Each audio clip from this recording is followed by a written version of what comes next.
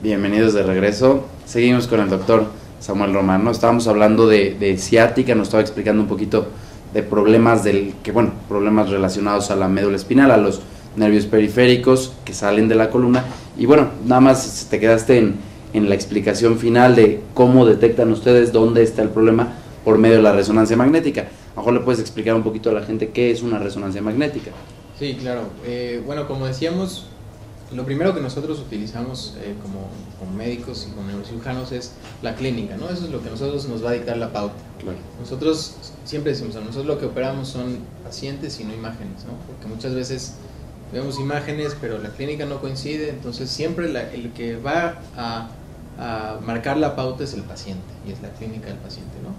Y ya más adelante tenemos los estudios de ayuda, como decíamos, las radiografías, la tomografía, la resonancia magnética. La resonancia magnética es un estudio que a nosotros como neurocirujanos nos es de suma utilidad, nosotros lo usamos muchísimo. Es un estudio en donde nos meten a un aparato que es como un tubo, sí, una dona grandota, que hace ruido, hace escándalo, ¿no? Y uno lo meten, dura alrededor de media hora, 40 minutos, dependiendo del estudio, y entonces con esto nosotros podemos ver muy bien, podemos ver el sistema nervioso central. La diferencia en la tomografía nos sirve mucho para ver los huesos, pero la resonancia nos sirve mucho para ver precisamente el sistema nervioso. Podemos ver muy bien la médula y podemos ver muy bien cada uno de los nervios en todo su trayecto. Tejidos blandos, ¿no? En general, o sea, tejidos blandos en general. Tomografía y radiografía son para tejidos óseos y espacios, nada más se ven espacios, no se ven tejidos. En cambio, la resonancia les permite ver, nos permite ver todos los tejidos blandos, dentro de los cuales está el sistema nervioso. Si vas a tomar una médula, pues es lo que estás buscando, ¿no? Así es, tejidos blandos conocemos como la grasa, como el músculo, todo ese tipo de cosas las podemos ver muy bien en la resonancia magnética. Y bueno, nosotros como neurocirujanos pues nos enfocamos mucho precisamente en médula y nervio. ¿Y qué es lo que llega a saber? O sea, ¿qué es lo que encuentran cuando sí hay un problema? ¿Qué observan y qué hacen? Bueno, nosotros, pues algunos de los problemas más comunes que vemos son, por ejemplo, los problemas degenerativos, ¿no? Existen pues muchos tipos de problemas degenerativos que están relacionados sobre todo al uso y al abuso de la utilización del cuerpo, ¿no? Por ejemplo, uno de los factores que son muy importantes para desarrollar problemas de columna pues es uno, la postura, ¿no? Desde los zapatos, cómo los utilizamos, etcétera. Otro que es muy importante y que de hecho nosotros en México nos concierne mucho pues es el sobrepeso, ¿no? El sobrepeso y la obesidad.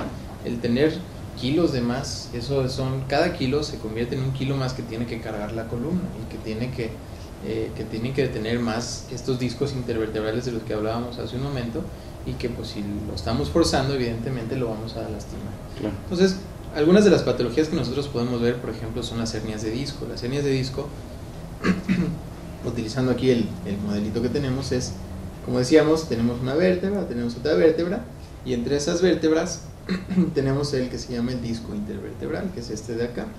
Este disco intervertebral es como si fuera una especie de gelatina, como una sustancia así como medio acuosa, que su función es precisamente amortiguar, funciona como un amortiguador, ¿sí?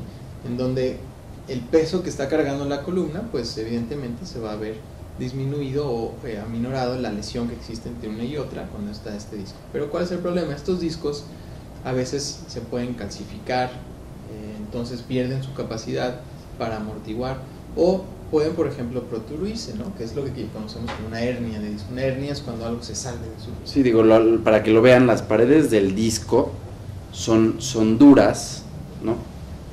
Bueno, relativamente más duras, son fibrosas, y por dentro es, como tú dices, líquido. Exactamente, y eso es lo que le da la característica precisamente para amortiguar. Y entonces, por ejemplo, nosotros vemos que a veces los discos se hernian, ¿no? Se salen de su lugar, y entonces se pueden herniar hacia muchos lados. Como vemos aquí, los discos intervertebrales están más adelante de la médula espinal. Esto es la parte más adelante, esta es la parte de atrás, esta es la cabeza y estos son los pies. La médula espinal viene aquí, por donde vienen saliendo los nervios, y los discos están anteriores, o sea, están adelante de la médula espinal. Entonces, cuando estos discos se salen de su lugar y se meten hacia el conducto raquídeo, pueden empezar a comprimir ya sea la médula directamente o los nervios precisamente en sus agujeros por donde salen hacia las diferentes partes del cuerpo. Y entonces, ¿esto qué nos va a dar? Esto generalmente se va a manifestar como dolor. ¿sí? Como el ejemplo que hablábamos de la ciática, claro. Una de las causas de la ciática es precisamente una hernia de disco, sí, entre sí. otras cosas. ¿Y las hernias solo pueden pasar abajo? No, las hernias pueden pasar a cualquier nivel de la médula espinal. Por ejemplo, como les vamos a poner ahorita en la imagen que pueden ver ustedes en su pantalla, eso es lo que nosotros conocemos como un conducto cervical estrecho. El conducto cervical, pues como decíamos, es la altura del cervical, que es el cuello, y le llamamos estrecho precisamente porque hay algo que lo está comprimiendo.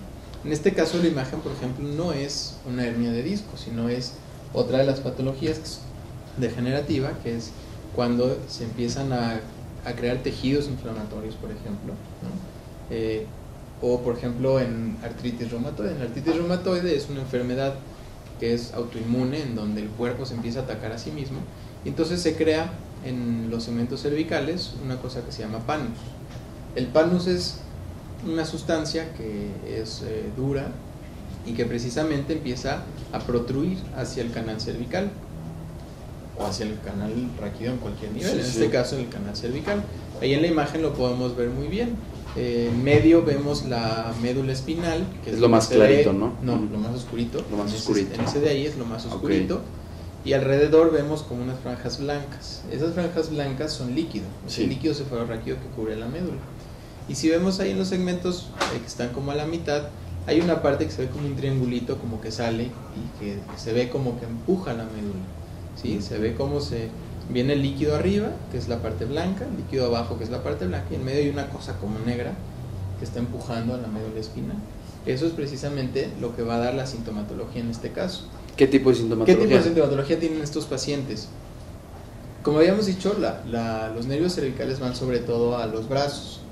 Entonces, pues evidentemente van a tener sintomatología en los brazos, pero no solo en los brazos, porque si nos acordamos, están las vías que van a ir del cerebro hacia el resto del cuerpo.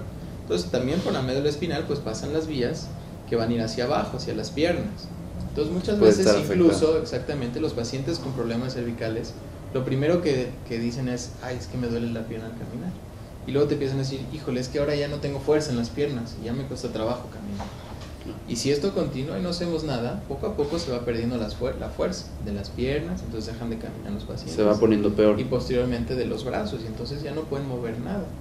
Y si esto todavía sigue avanzando, entonces más adelante va a tener incluso incontinencia, va a perder su control de esfínteres. Entonces... déjame nada más aquí preguntarte algo, ¿es posible que alguna persona tenga este problema y no lo sepa? En sus etapas iniciales sí. Okay. Nosotros al principio pues no nos damos cuenta porque, como decía yo, viene la médula y está alrededor líquido, pero hay un espacio entre las paredes que forman las vértebras y la médula. Entonces, si nosotros tenemos algo que empieza a salir, pues no nos vamos a dar cuenta hasta que empieza a contactar la médula. Claro. ¿Sí? Entonces, ya que tenemos sintomatología es porque algo ya está avanzado, algo ya está comprimiendo a la médula, ¿no? Ya tiene un tiempo ahí. Ya es algo, en cierta forma, por decirlo de una forma, ya es algo serio. Es algo que ya hay serio. que ocuparse, no esperar a que se ponga peor. Exactamente. De ahí la importancia. Bueno, nada más dime algo más. Ya decías que puede llegar a incontinencia. Sí. ¿Eso es como ya las etapas muy, muy avanzadas o todavía hay etapas? Esas son, digamos, las etapas ya más avanzadas y más graves. Cuando vemos un paciente que ya tiene incontinencia urinaria, incontinencia fecal, ya es porque su médula espinal está muy, muy, muy lesionada. Y ustedes, uno de los diagnósticos primeros que tendrían es algún problema de canal estrecho cervical o también lumbar. O lumbar. Si no tiene ninguna sintomatología en los brazos, pues pensamos más bien en algo lumbar, pero si también están involucrados los brazos, más bien pensamos en algo cervical. Más cervical, ok. Y ¿qué quieres platicarme primero? ¿De otras enfermedades o cómo tratan ustedes esto, por ejemplo? Bueno, mira, yo creo que primero podemos hablar de cuáles son algunos de los síntomas, ¿no? Que ya los hemos estado mencionando, ¿no? Los principales síntomas es pues, dolor, que es una de las principales consultas, ¿no? Otro es la falta de sensibilidad o incluso la disminución en la fuerza, ¿no? Que los pacientes empiezan a notar que a lo mejor no pueden agarrar bien alguna cosa, que se le cae el vaso, que está escribiendo y no puede detener el lápiz, ¿no? Cosas de este estilo. Y pues que es muy importante que además de la prevención, de la que también ya hablamos un poquito, ¿no? De cuidar el peso, el calzado, hacer ejercicio de forma regular, cuidar la dieta, etcétera, pues cuando empiezan a haber síntomas hay que buscar ayuda, pero hay que buscar ayuda de gente entrenada, de gente profesional, de gente que se ha preparado para este tipo de cosas. Desgraciadamente, aquí en nuestro México, pues existen diferentes tipos de prácticas, muchas muy buenas, pero otras muchas no tan buenas. Claro. Y por ejemplo, pues están los famosos hueseros, ¿no? Los famosos, los conocemos como los hueseros, y mucha gente va con los hueseros, y hay muchos que dicen, no, es que los hueseros hacen maravillas, y sí, algunos a veces sí hacen maravillas, pero ¿cuál es el problema? Estos hueseros no siempre tienen el conocimiento necesario y no siempre tienen las herramientas necesarias para lo que es muy importante ahí es entender que cuando es un problema del sistema nervioso no se puede menos que excelente. Si van a buscar alguna ayuda, no busquen menos de excelente, y excelente me refiero a alguien que tenga de carrera universitaria en adelante. O sea, menos de 4000 horas para el sistema nervioso no sirve. Y eso es lo que pasa muchas veces en México. Estoy de acuerdo, o sea, ahorita nos vas a dar un ejemplo bien clarito, pero hay mucho charlatán además. Hay gente que se hace pasar por quiroprácticos, que bueno, ese es mi caso, y le pegan mucho a la profesión, porque nuestra carrera es una carrera, digo, tú la conoces, una carrera bastante larga en la cual nos enfocamos principalmente en sistema nervioso. Tomamos estudios con cada paciente, y si ustedes van con un quiropráctico y no les toma algún estudio, dúdenlo. A lo mejor si es un bebé y el problema es mínimo, una mujer embarazada igual es algo muy bajito, a lo mejor se puede evitar y tomar con pura clínica. Pero cuando es algo serio, se tomará hasta las últimas medidas. Tengan mucho cuidado, mucho cuidado, y por favor platícales el ejemplo que tú tienes. Sí, precisamente lo que platicábamos, ¿no?